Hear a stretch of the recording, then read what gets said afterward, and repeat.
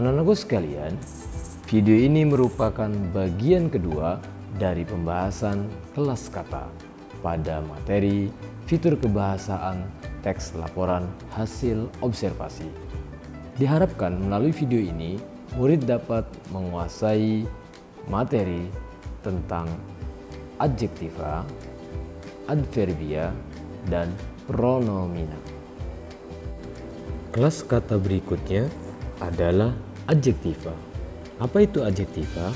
Adjektiva merupakan kata sifat. Seperti yang kita tahu bersama, adjektiva merupakan kata sifat.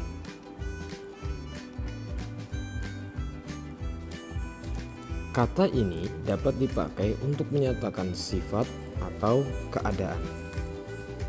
Adapun ciri-ciri dari kata sifat adalah sebagai berikut. Yang pertama, kata sifat dapat diberikan keterangan pembanding atau penguat, yakni kata lebih, kurang, sangat, atau agak, dan lain-lain. Contoh, lebih baik. Maka kata baik ini merupakan kata sifat. Kurang lebar, maka lebar ini adalah kata sifat. Agak pandai, sangat cantik. Jadi mudah sekali cara pertama untuk membedakan kata tersebut kata sifat atau bukan. Nah, ini dengan cara memberikan pembanding atau penguat. Berikutnya, ciri-ciri yang kedua, kata sifat dapat diberikan afiks se atau imbuhan se dengan makna sama. Misalnya semudah, seluas, sebodoh gitu ya. Dan yang berikutnya ada afiks atau imbuhan ter yang menyatakan makna paling. Termuda, tertua, terbesar. Artinya ini adalah paling muda, paling tua, paling besar. Dapat dibentuk dengan reduplikasi. Reduplikasi ini adalah pengulangan ditambahnya. Perhatikan contoh ini. Ini adalah reduplikasi ditambah dengannya. Sebaik-baiknya, setinggi-tingginya, seluas-luasnya, selebar-lebarnya, sejauh-jauhnya, dan seterusnya. Berikutnya adalah ada bentuk pengingkaran atau bisa ditambah dengan kata tidak. Contoh, tidak baik, tidak mudah, tidak murah, tidak mahal, dan seterusnya. Dan terakhir, adjektiva dalam sebuah kalimat dapat menduduki jabatan sebagai predikat.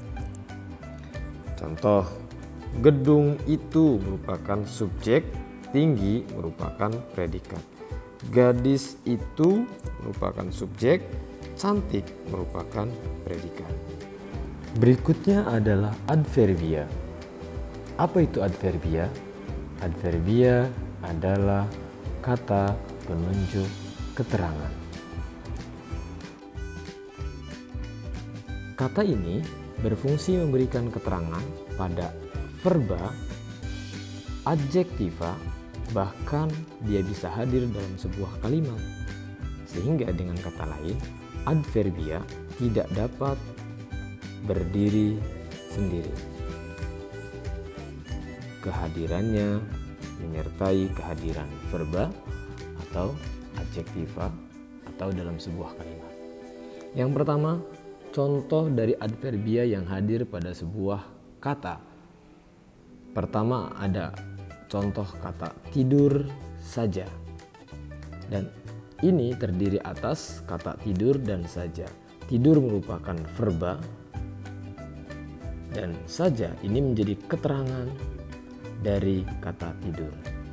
Begitu juga kata sudah makan. Makan merupakan verba, sementara sudah ini menunjukkan keterangan dari aktivitas makan.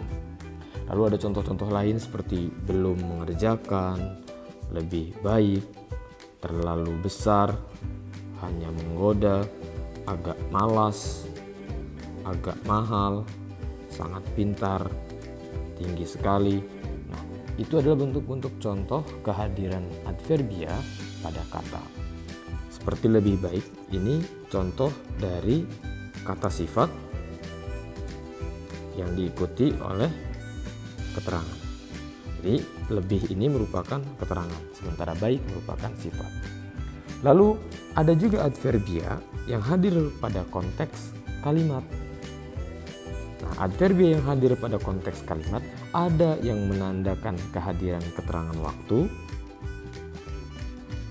ada yang menunjukkan keterangan cara, dan ada yang menunjukkan keterangan penyerta. Nah, keterangan waktu ada kata kemarin, tadi, malam kemarin, malam ini, dan seterusnya. Ini contohnya. Kemarin ada kelelawar jatuh di kolam. Ini merupakan bentuk kehadiran keterangan pada sebuah kalimat yang menyatakan waktu. Sementara untuk keterangan cara biasanya hadir dalam kalimat tersebut penggunaan kata dengan. Contoh, misalnya ibu memotong ikan dengan sangat hati-hati. Nah, kata dengan sangat hati-hati ini merupakan keterangan cara. Ada juga teman dari keterangan cara adalah keterangan alat. Contohnya, ibu memotong ikan dengan pisau. Maka kata dengan pisau ini adalah keterangan alat, bahwa alat yang digunakan adalah pisau. Dan terakhir adalah keterangan penyerta. Biasanya keterangan penyerta ini ditandai kemunculan kata bersama. Misal, contoh,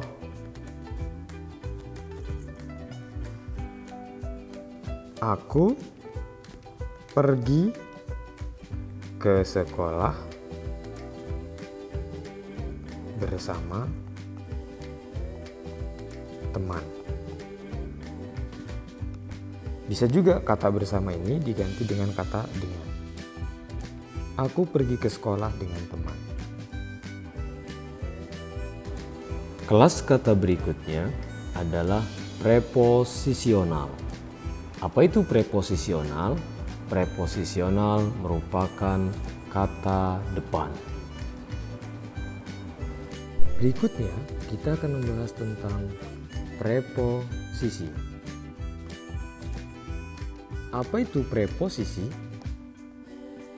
Ya, preposisi adalah kata depan dalam pengertian bahasa Indonesia. Namun jangan diartikan kata depan berarti kata yang ada di depan. Kata depan itu sendiri adalah kata-kata yang hadir pada sebuah kalimat dalam penanda keterangan tempat,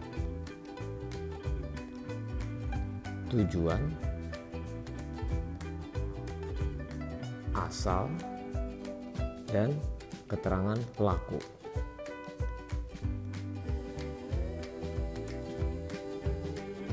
Pertama, kata depan yang menunjukkan hubungan penanda keberadaan sesuatu atau tempat adalah kata depan yang menggunakan kata di. Anak itu menangis di teras. Nah, di teras ini merupakan keterangan, namun yang menjadi kata depan adalah di. Sehingga preposisi yang pertama adalah preposisi di. Yang kedua adalah kata depan yang menandai arah atau tujuan. Contohnya, ayah berangkat ke kantor. Betul, ini menjadi sebuah keterangan, namun dia bukan adverbia, melainkan keterangan tujuan yang keberadaannya ditandai oleh hadirnya preposisi, yaitu preposisi ke. Maka preposisi ke memiliki makna tujuan. Ketiga adalah preposisi yang menjadi penanda asal. Kehadirannya ditandai dengan kemunculan kata dari. Nasi terbuat dari beras, maka nasi asalnya adalah beras. Penanda preposisinya adalah kata dari.